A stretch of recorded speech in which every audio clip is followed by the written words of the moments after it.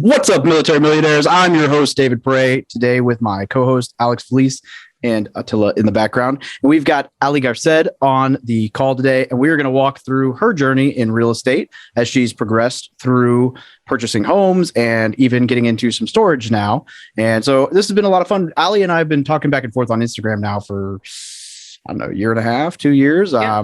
It's been a little while. And we finally decided, we jumped on a call a little while ago and decided it'd be a good fit for her to be on the podcast. And then I took like a month and a half hiatus from podcasting because I had nowhere to podcast, no internet, no studio. And half the time my stuff was in a moving van. And so here we are. So Ali, welcome to the show. Welcome to the Military Millionaire Podcast, where we teach service members, veterans, and their families how to build wealth through personal finance, entrepreneurship, and real estate investing. I'm your host, David Pere, and together with my co-host, Alex Felice, we're here to be your no BS guides along the most important mission you'll ever embark on, your finances. Vehicle 1, you're clear to depart friendly lines. Roger, Vic 1, Oscar Mike. What's up, military millionaires? I wanted to briefly talk about a service I offer that a whole lot of people don't seem to know about, and I guess that's a failure on my part for not having discussed it enough.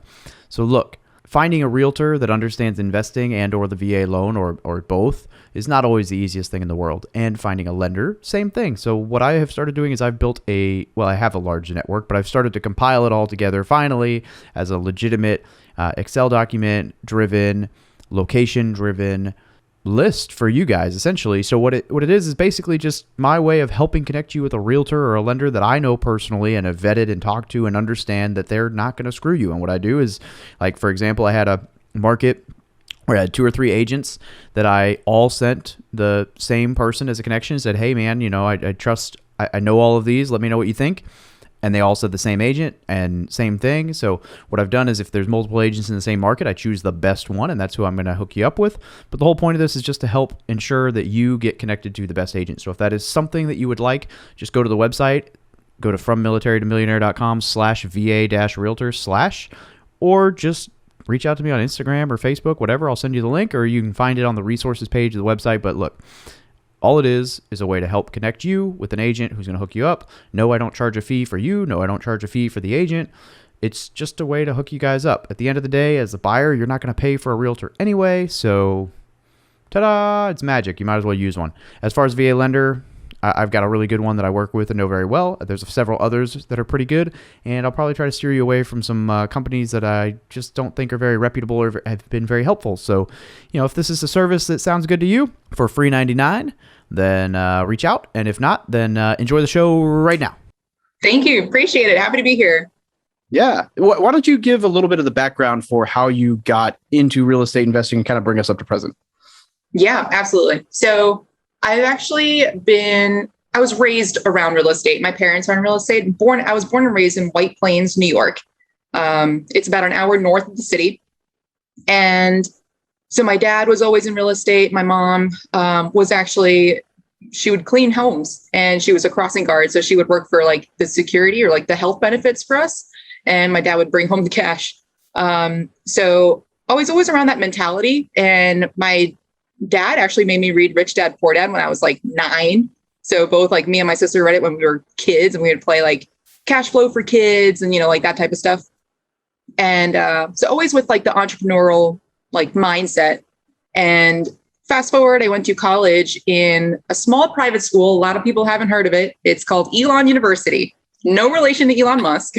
Small private school in North Carolina, right in the middle, like the triad. And it was very expensive. And I started college in 2008, and that was obviously in 2008, and my parents were in real estate. So my parents were very, very against taking out loans.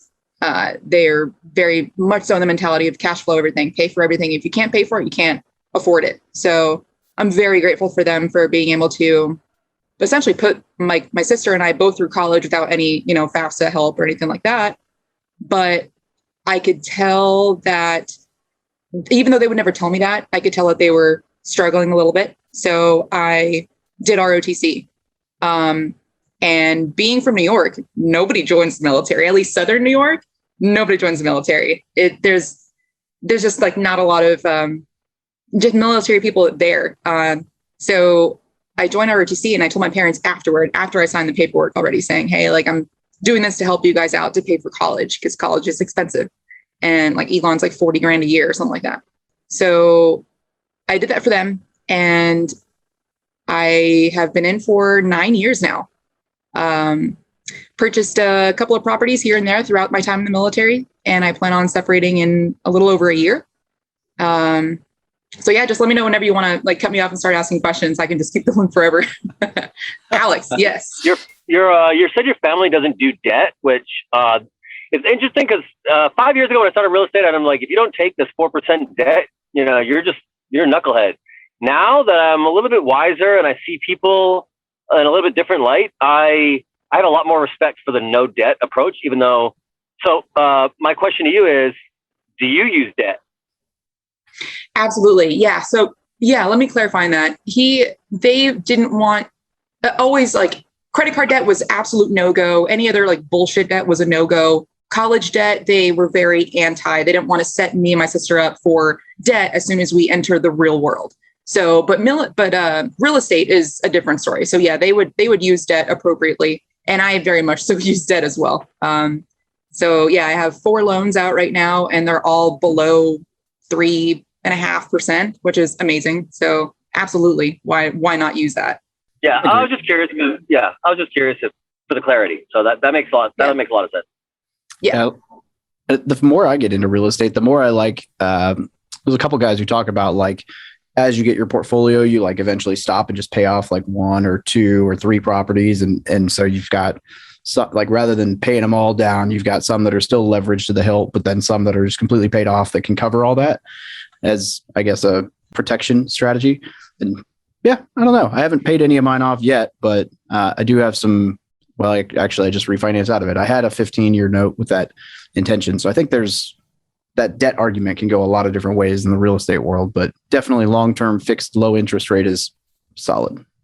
Yeah, absolutely. And I think one of the strategies that you just mentioned is Coach Carson's strategy. I've read a ton of books. Like I read like 52 books last year, 45 the year before that. And this year I made it actually a goal to not read as many books and therefore take more action. But that's a whole nother tangent. Yep. That's all good. I guess we're doing it without Alex for a little while. All right. You and I. Yep. We're good. Bye, Alex. So Coach Carson actually in one of his books talks about like the buy 3, hold 2, sell 1, and then use that sales from that to pay off others. So there's so many different strategies in real estate. I love it. But yeah, I actually took one loan out, a VA loan on a 15-year, just so I could try to cash flow that, thinking, it would be paid off by the time I would retire from the military. But I don't plan on going that route anymore. But I'm so glad that I did that. Yeah, I think it's a solid plan. I mean, you can't. I was having a conversation with someone the other day, and like they were asking, where should they keep cash if they don't want to be in the stock market? And like, there's all these different avenues, and I kind of brought up the point that obviously it's not liquid, right? But the point that people seem to hate on equity or paying your mortgage down super fast, but like given appreciation of real estate assets, like paying your mortgage down is a better yield interest, like savings account in theory than an actual savings account. Obviously it's illiquid, so I wouldn't do that with everything. But like if you're one of those people who has money laying around and you don't know what to do with it or where to put it, but you also don't like the idea of just sitting it in a savings account, you don't like the idea of, investing in stocks or whatever, like paying your mortgages down quickly is not a bad way to go because you're earning a return on that. So I don't know. There's a lot of ways to go with that for sure. Yeah, absolutely. So walk us through your first property, your first purchase. What was that? Yeah. So I had been in the military, I think for 5 years at that point. It was in 2016. And I used a VA loan. I was out at Peterson Air Force Base in Colorado Springs. Beautiful area. So I purchased a condo and high HOA fee. And at that point, I don't consider that one like an investment. I don't consider that that's when I started investing, even though technically I did. I purchased a property, but I wasn't in that fire mindset or retire early mindset. It was just my parents were like, hey, you should purchase property out there, purchase property, purchase property. I was like, you know what? Okay, fine. Just to get you guys off my back, I'll purchase something. So glad that I did. I didn't run the numbers. I just like, it was going to be owner occupied. So would I live there? Yes, obviously I would. So yeah, let's buy it. I bought it for $158. It's a 2-bed, 2-bath condo. And I've had it for 5 years now. And it's doubled in value. It's almost 300,000 right now. And I lucked out on that one because I didn't run the numbers. It was break even every year. Sometimes I would have a little bit of cash flow. I'm like, woo! And then the next year I would have like a major hailstorm and I'd have to pay for it. So it would just wipe out everything. Like every 2 years I would just get wiped out. And, I would just think back and like, I'm not making any cash flow. And everyone talks about cash flow. But that property is appreciation play for sure. So I actually plan on 1031ing that property into self-storage. Would you buy another condo? I would not buy another condo. Good question. Solely because of the HOA. The HOA fees will never go down. They're only going to go up. And that will eat away at your cash flow, especially if you're on the margin like I was. That shit will eat it away. I have a condo that I bought. Same exact story. Just I was going to live in it. I had the idea that buying it was better than renting. And I just figured, if I'll move out one day and I'll rent it and it'll be a rental and I'll make money. And then my condo did not appreciate over the last 10 years. Oh, in fact, it's basically, I'm going to sell it for the same amount that I bought it for, a little more over 10 years. And it broke even every year. So it's been a pure education play. I'll never buy another condo, but I'm glad yours lucked out. But it's an interesting, people are so obsessed about making sure they get the perfect first deal that they don't ever do a deal. And I'm like, people I know that even mine, where it's like I really didn't do that good. It's like, hey, I still got 10 years of experience, a little bit of appreciation, a bunch of tax benefits. I mean, it's making mistakes in real estate. It's very forgiving because it's like, oh, worst case scenario, you bleed a little bit. Like you said, oh, every 2 years I have to come out of pocket this big chunk, but it's like, meanwhile, it's doubling in value. It's like, it's really hard to, I messed mine up, but it's hard. So I'm glad to hear the stories are similar. So I'm glad you did better with yours than I did with mine, but. Yeah. Where did you invest your condo in? I wouldn't call it an investment as much. It's in Fayetteville. It's in North Carolina.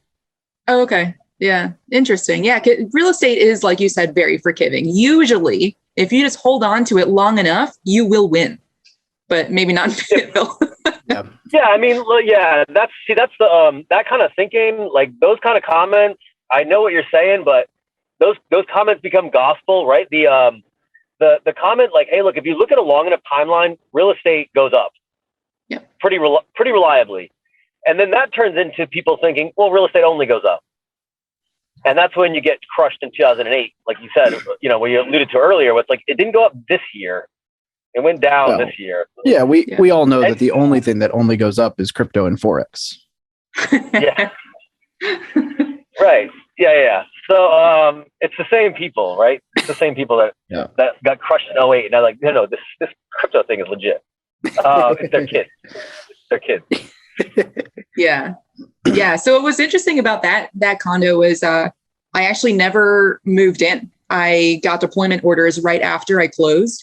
And so I deployed. And while I was deployed, I wasn't going to spend 7 months of me paying for it and not having any income. So I rented it out. I looked it up in, the VA loan rules, and it was, I obviously had intent to occupy. So met the rules, but yeah, thought that was pretty interesting. The second time I used my VA loan was my second purchase. It was here in Tucson. I'm stationed now at Davis-Monthan Air Force Base in Tucson, Arizona. So purchased a single family here and moved in. Then I got married, so I moved out, and now I Airbnb it. Yeah. How old were you when you bought your first one? I was 26. Good for you. How's the Airbnb doing? Pretty good. So I actually got that one on a 15-year note, thinking by the time the note was up, I would have been retired from the military, so it'd be strictly cash flow. Now, plans have changed. So I don't plan on retiring from the military. I plan on separating actually in a little bit over a year. But I'm still glad that I did that. It still cash flows. Even if I were to take it off of Airbnb, do long term, it would still cash flow, which is nice. Not as much, but it still would. Are you self-managing your Airbnb? I am. Yeah, I was gonna outsource that because I have property managers for the other properties, but they were charging like 35, 40, 50%. I was like, you know what? I can do that, So I hired somebody else to do the cleaning, and I pay her well. I love her. And her husband is a handyman. So whenever she sees something go out, like a light bulb that goes out or toilet doesn't work, she just, calls her husband, and I just pay both of them. And I love, they both have been super, super helpful. So I figured I would just hold on to that. I just did my first, and I'm learning, I hired a company to manage. It's 20%, which seems reasonable, but I don't think it's only been a month, but I don't think they're worth it. So I think I'm going to end up self-managing it. I also think there's a fundamental difference in Airbnb that people want you to talk to you. They really want the experience, and the experience has to be like really hospitable, and nobody that you hire is going to care really like the owner. And so I think Airbnb, is going to be a very difficult thing for people to do effectively at scale across the board. There are people that are trying, but I think they're going to have a very difficult time. Scaled hospitality is hotels. Yeah. So every time I hear somebody has an Airbnb now, I'm like digging in because I'm trying to find out what people are doing right and what people are doing wrong. I know a lot of people that are doing it really bad and still making money. And I know a couple of people that are doing it really well, and they're making almost double what the market average is, and like really, really high numbers. So it's just interesting to learn the spectrum.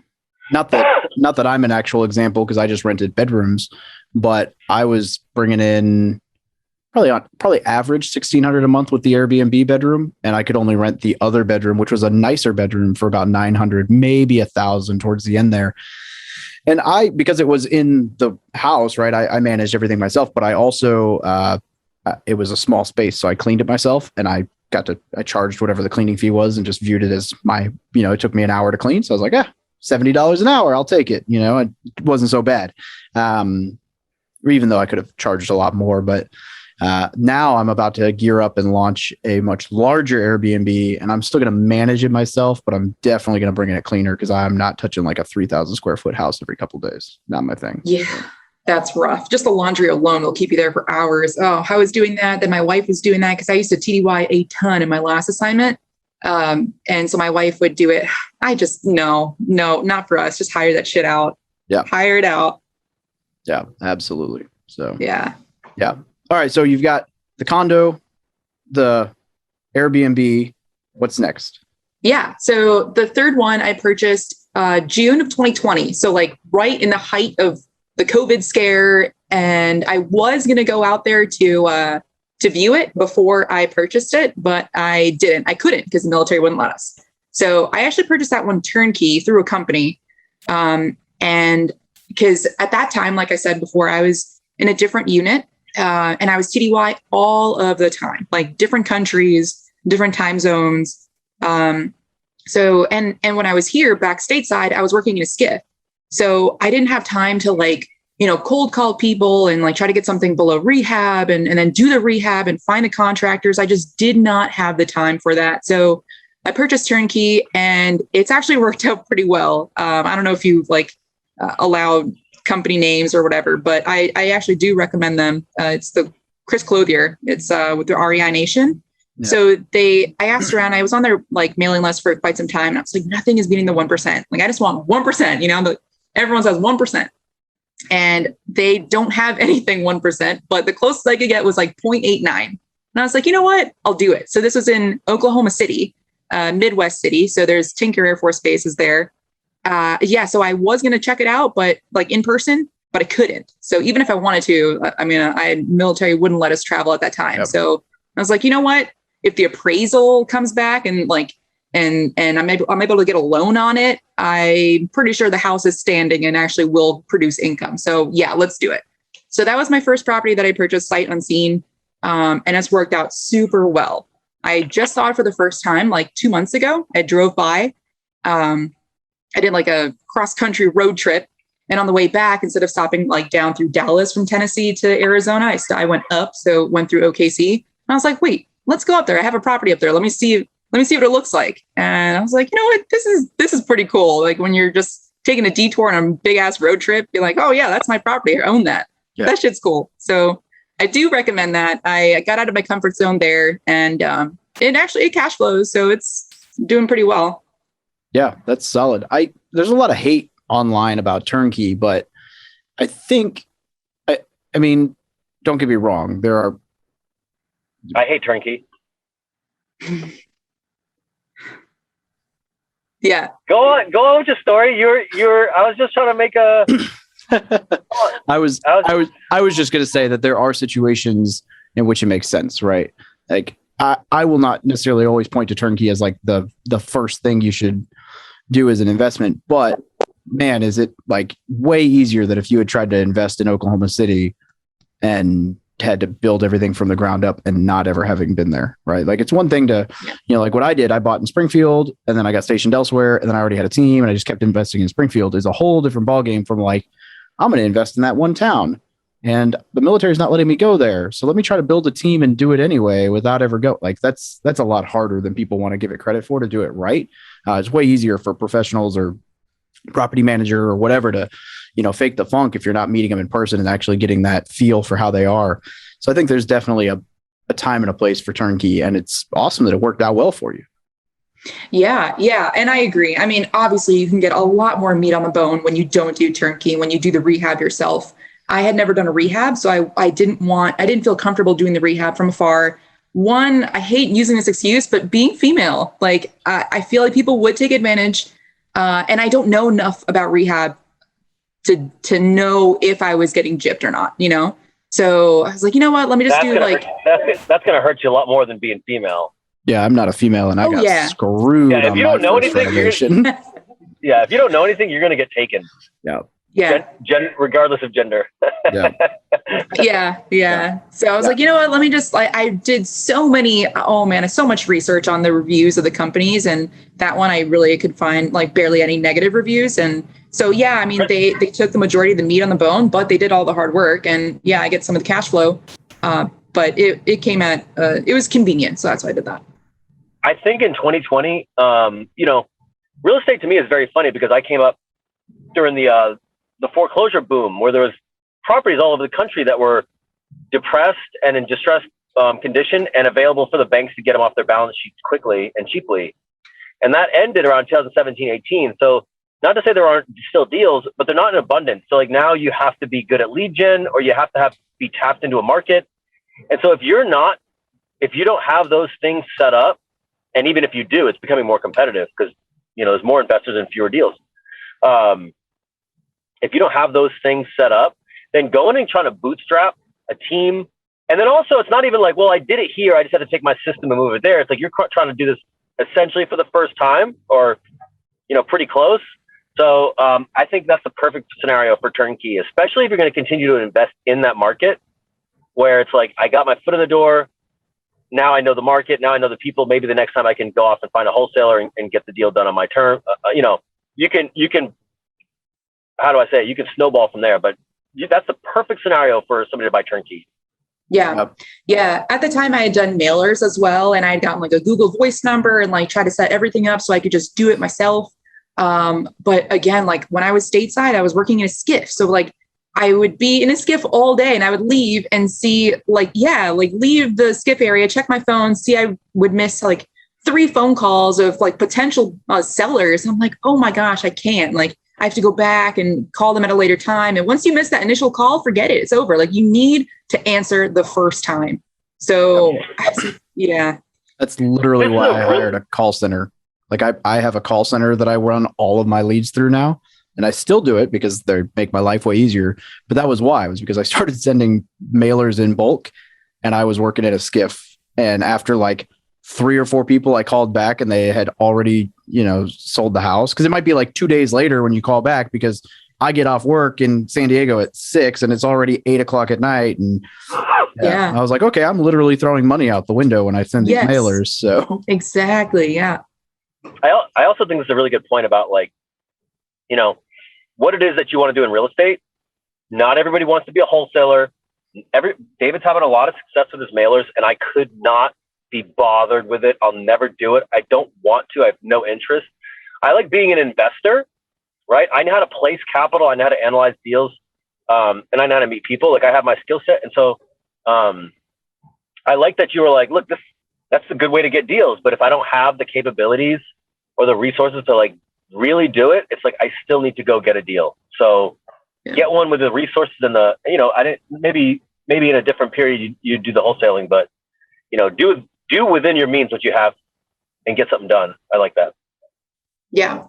Yeah, absolutely. Yeah. So that was the third deal. And then the fourth one was my first multifamily. It was a duplex. And even though it was here in Tucson, I was actually TDY again. So I was in a different country. And I essentially purchased it like sight unseen. I had one quick walkthrough, but at that point I was in it already. We were going to close like in the next couple of days. So purchased a duplex here in Tucson for 180, put 25% down. And each side rents for around 800. And it needs rehab. So that I'll be doing my first rehab actually at the end of this month. One side moves out because both tenants have been there for like 10 years. So one side is moving out and I'll be doing the rehab there, learning it on my own. I'll be hiring it out. I won't be doing physically anything, but definitely learning from there and then increasing the rents. The rents should increase to like 1,100. yeah, Each side. That's sweet. Yeah, it is. It's so easy. Yeah, it was hard finding that. I had been like underwriting deals so like in Tucson left and right and nothing was working. That's at the point where I was like, you know what, let me just go like find a turnkey, do something else in the Midwest. So that's why I went with OKC. But in Tucson, I was like, you know what? And it was on the market too. It was on the MLS. And like, I didn't have to do any hard work for that. I didn't have to like, send any letters out, wait like outside the skiff for a phone call. So I just put an offer on it and it was accepted. He countered. I stuck at my original price and he was like, okay, which was crazy because this was like, this was in December of last year, right where, complete seller's market, like buyers don't have a chance of buying on your own terms really or price. So I lucked out on that one and worked out really well so far. The tenants are so good. Love the tenants. I actually got a property manager. And Alex, like you said, like I could do it on my own. But at the same time, I'm trying to think like in more of like a scalable way where I don't want to, just because I can do it on my own, it probably could do a better job. I would be doing a better job. I just want to like outsource that shit. So you just have to manage a manager. I think hiring a property manager for regular tenants is very smart. All my long-term units are managed by a property manager. Very smart. Because the manager, they're very different business models. The more that I'm learning about Airbnb and rentals, I thought that the overlap was like, well, it's still a house. But actually what I'm learning is, a house is a commodity to a regular renter where it's like, you need a place to live. You need a roof. And I have a roof and there's limited supply. So I'm going to set the terms and you're going to say yes. And you get the four walls and that's it. Yep. Airbnb, it's like, please come stay with me. I will show you the best possible experience that your money can afford. Please. Yeah. And then rate me highly. Please. I will do it's a total hospitality business. So from that perspective, if you rate low on Airbnb, they'll just boot you.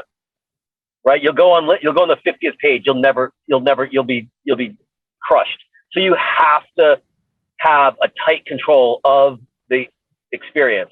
And that's why I say, and I'm very new at it. So what the F do I know? I say, I think that self-managing is going to return a higher yield. Whereas regular rentals, once they sign that lease and you provide like what you $900 a month, like you don't need have somebody else manage it. Easy. Yeah. Yep. Yeah, absolutely. One of the first like days that I met the tenants at the duplex here, they complained about getting their mail stolen because I hired out a property manager property manager was going to send them like the welcome kit or whatever, essentially saying, hey, that you're now going to be paying rent via like an online portal instead of us collecting a check from you, which is the way it had been done with the previous owner. And so it was just like explaining the new terms, and the tenants never received it. So I never got rent. And again, I'm in a different state at this point, maybe country, I forget. And the first of the month comes around, second, third, and I was busy with some family stuff, so I hadn't had a chance to call the property manager saying, hey, where's the rent? I thought these tenants were like pretty good tenants. And turns out, yeah, the mail got lost. So I'm like, that is like, that's not okay. So I went over, like the tenants actually ended up calling me saying, hey, we're trying to pay rent. We have no idea how to pay rent. Like, first of all, are you Ali? Are you our landlord? And I was like, this is amazing. Like, you guys are great. They're like, we haven't got a hold of anybody. You said you were going to get a property manager, but don't even know who that is. Like, can we just pay you rent directly? Like, please don't charge us a late fee. I was like, oh my gosh, this is absolutely not your fault if you're getting your mail stolen. So the first thing that I did was like get an actual like sealable, mailbox, because their mailboxes would just be trash. Like, people just would come over and just steal all the mail, bills included. So I purchased one of those lockable ones, like only they have access to, and they can try to knock that shit down all they want. That's not going anywhere. And they were so grateful for that. I'm like, it's such a simple, like easy solution. Give them their mail, give them some pride of ownership. Like, they've been living here for 10 years and they aren't able to get packages sent to their place because they're thinking it's going to be stolen. I don't know. It's just like some people can just do such a lousy job, and it's so easy to just, what a simple fix, But I went on a tangent there. I forget where I was going with, but I love my tenants. They're so good. Dude, I'm such a cynic. When you were like, oh, nobody paid. They all got their mail lost. And I'm like, they all conspired together to be like, oh, we don't know. We didn't get the mail. Sorry, the whole thing. Nobody got the mail. Sorry. Yep. And you're like, no, they called me asking to pay rent. And I'm like, yo, I'm sitting here like feeling a little guilty about how cynical I am about human beings. But to be fair, though, close to 100 doors, I've had two different people call me twice. This is the only time someone's called and said, hey, where do I send rent? Nobody else. They're always like, eh. And case in point, one of these apartments we took over not too long ago, the guy was taking cash. And of course, they're all like, oh, yeah, no, we paid him for 2 months. Yeah, okay. Now, of course you did. I'm sure you did. But then it's like, what paper trail do I have? Because this man was collecting in cash. So like they all, there were like 3 or 4 of them that who knows, but yeah, that's tough. So yeah, I got on it to the property manager. I was like, dude, how could you not have sent the welcome letter? Like, I hired you guys out like over a month ago, and that's when they showed me the proof of mailing it. It's like, what the hell's going on? But yeah, I don't know, easy fixes, So there's so many little things that especially when you get a lot of doors, it gets easy to become complacent about small things that you don't think about, but the freaking tenants think about it, or they have to live it. When you don't have to live some of these properties, you don't know what it's like to, you don't know there's some noise that happens every night or some inconvenience next door or these things that happen throughout the day. So those little things that to us that because they're little, I guess maybe we don't think about them or we don't think they're that big a deal, but for them, it can often be a big deal. So I love that. It's just like, dude, buy a secure mailbox and fix this problem forever. Yeah. They've been sitting there, living with it. Miserable. For 10 years, 10 years, not being able to send, not being able to feeling comfortable enough to get an Amazon package to your doorstep. That's what kind of life is that? Sucks. Yeah. So, yeah, it's no fun. Yeah. All right. So go ahead. I was gonna move. So if you had another comment on this, I was gonna tell a meaningless story. So you probably have something better. You go ahead. I was just gonna say, where and why do we shift to self-storage?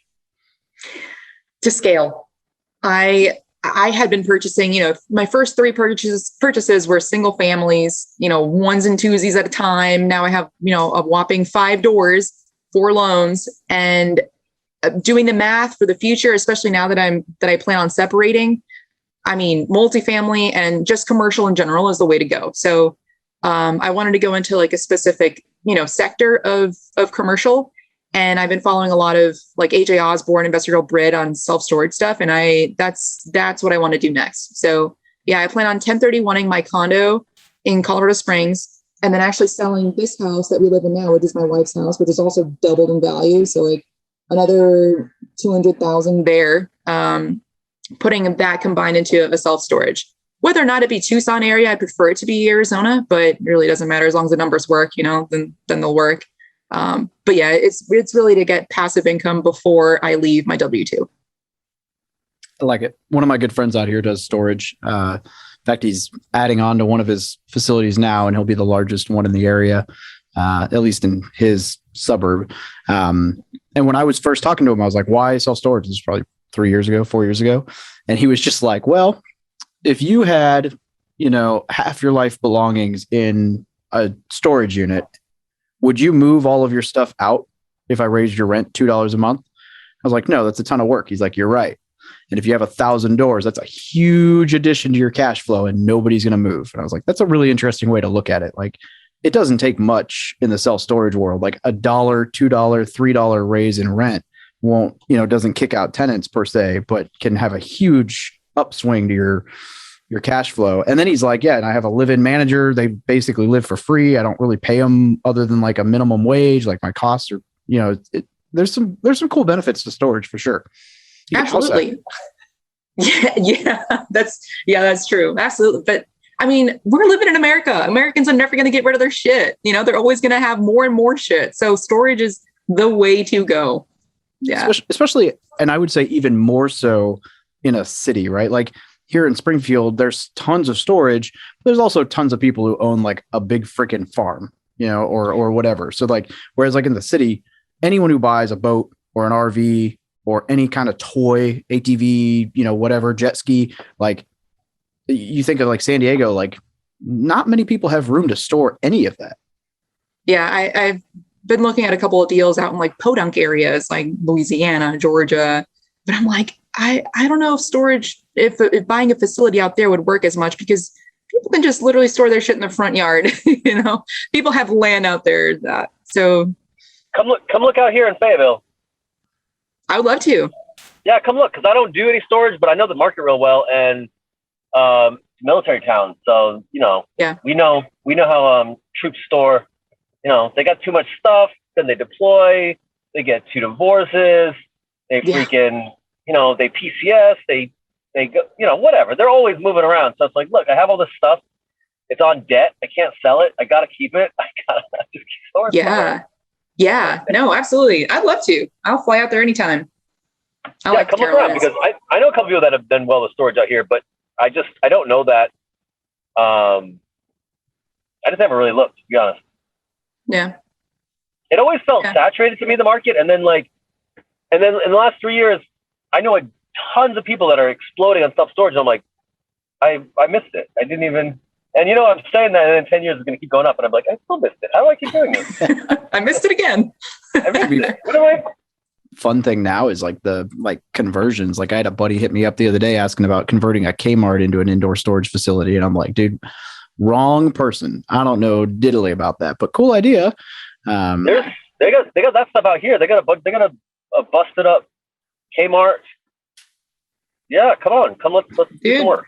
I mean, don't tempt me. I'll book a flight right now. You don't need to fly. Let's look online first. Goodness gracious. All right. I could do that.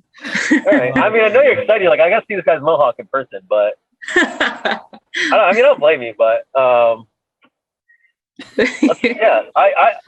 need somebody to. I think the area is obviously good. I don't know what kind of deals are out here. I would assume it's saturated, but then you assume that, and then it's like, oh yeah, everybody else thought that, so nobody looked, and there's some deals around. Right. I mean, and Americans are only just going to get more and more shit. It's the type of mentality that we have. Yeah, and storage is one of those. It's like alcohol, where it does good in up markets, and then it does better in down markets. Because when down market stuff, people are like, okay, I got to downsize my house, I got to move out, but I can still swing $100 a month to keep all my junk, and I'll buy another house later or whatever. Or this is just temporary, so I need a place to store all this stuff because I lost my job and yada yada yada. So, I think people are frivolous with their materialism, their junk, and their debt. And I think you're right. I think there's no end. There's no end for the self-storage. Yeah, absolutely. All right, I got 3 questions that I ask every guest. First one is, if you were, if an E1, E2 was to ask you for advice, so young 18, 19-year-old, about real estate investing or life in general, what would be the one thing that you feel like you would have to tell them? God, I've thought about this question. I have so many more things than just one thing, but overall, I would say go to OTS, become an officer. If you're going to stay in, become an O, or, utilize the skills that you're yeah. Utilize the skills that you're learning in the military and get out. There's so much more money to be made on the outside, especially if you're an E1, E2. We appreciate you, but you can make more. But also my second thing, I'll add to. Yeah. My second thing would be have a roommate. Have a roommate for as long as you can. When I was in college, I was an RA, to help pay for school and stuff. And then after that, when I joined the military, I felt like I deserved, like a 1-bedroom condo for myself, or I deserved to not have roommates anymore. I wish that I didn't do that. I wish that instead of purchasing a condo, I'd purchased a multifamily, a 4-unit, absolutely a 4-unit, and just house hack. So that's what I do. As soon as you can afford a mortgage payment, buy a 4-plex and have roommates for as long as you can before you get married. Yeah. I'm just saying. I loved your first piece of advice. Actually, I think that's undershared advice. If you're going to stay in, you got to become an officer. I think that's really good advice, actually. And one that David, he's too ashamed of himself to give that advice. But that is correct. Yeah. That's usually private advice that I give one-on-one and not broadcasted. But I mean, it's if you're going to stay in the military, if you love the military, become an O. Yeah. Yeah. I actually had a package for our MESET program drafted up. I just never submitted it. You don't get to brag about things you were gonna do. Maybe. No, I was going to say that I didn't submit it for personality reasons. It wasn't like You got peered out of being an officer before you even submitted the package? That's interesting. No, I didn't envy what I saw my officers doing on a day-to-day, and I realized I would much rather run troops. In fact, I would say that the reason, or one of the main reasons I'm getting out now, is because I got promoted enough that stopped being the case anyway. And I was like, well, this is still boring. So, but there are absolutely a ton of advantages to going officer or even warrant officer. But if you don't go to OCS, you'll get a roommate, because they'll stick you in the barracks with one, whether you like it or not. So, yeah. No, I like that. That's good. All right. So one resource, book, course, website, whatever, that you would recommend to anybody looking to get into real estate or just better their personal finance right now. Yeah, I would say any book by Bigger Pockets Publishing. There's so much good meat in those books. Definitely Rich Dad, Poor Dad type stuff, but that's a lot more theoretical than it is tactical and actionable. So Bigger Pockets forums, yes, but anybody can write in them. So I would say Bigger Pockets Publishing. And of course, your book. Good shit. I know. I just realized as I asked that question, I was like, somebody might say this eventually. I need to put one. I've got it back there. And I've got it. You should. Subliminal messages. I need to keep a copy next to me so I can pick it up. It's probably the smart move. You know what you should do? You should get a big neon green sign behind you that says something about the book. That'd be a good idea. Oh, it's a good idea. It's almost like you said that yesterday and I already ordered it. You should see the spotlight I have going on the books over here for the other angle. It looks sick. Anyway. I would love to see you use lights correctly. That'd be great. Hey, we can see him now. Well, don't take that for granted. Now. He looks good. He's got a side light working real good. I like it. My Aperture 120D. Your hair light on your camera left. Yeah. My newer. Yeah. Yeah. I've even got the back. They're set up. The lights are set up right. The camera wasn't. Yeah. The lights were set up by a guy who's got way more experience than I do. So not that that's saying anything. Anyway. Some nice mood lighting before when we could barely see you. Yeah, it's because it's all set up for the other angle, which is much closer to frame and a little bit heavier lit. But where can people get a hold of you if they'd like to ask more questions or follow your journey for self-storage or, whatever the case may be? Yeah. I'm most active on Instagram. I pretty much live on Instagram. My handle is Ali the Agent. Ali just spelled ALI. So currently Air Force, special agent, but also real estate agent. Oh, which I didn't even talk about. I just joined Shelby Osborne's team, 5 Pillars. So, I've heard of her. Yeah, dude, look at Alex's face. Yeah, super excited. I'm heading over to Shelby's house right now, actually. Oh, damn. We'll tell her I say hello. Really? Who would have known? Charlotte. Yeah. So that's what I plan on doing full time. Shelby and I are very close friends. Yeah. I never would have guessed. Well, I'm her friend. She's not my friend. That makes sense. Yeah. One way, win, lose. I got you.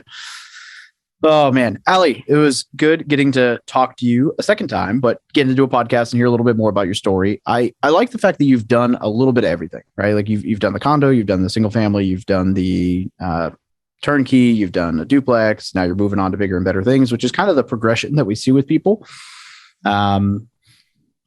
I like that, and I think it's there's a word for it, like reachable or attainable for people. There's a word that I'm looking for there that means like you are totally down to earth and relatable to people. But our listeners are going to get a lot out of this just because it's all very realistic stuff that they can do. So we appreciate you having you on the show and joining us for this first like super hodgepodge, Alex in a car, Dave not knowing how to work his camera time back in the podcast studio. It's good to be back.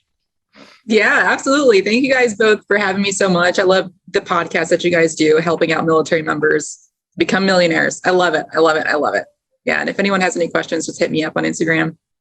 And I look forward to meeting you guys both at VPCon. I'll be there in person. Yeah. Ali, it was fantastic to meet you. Thank you so much.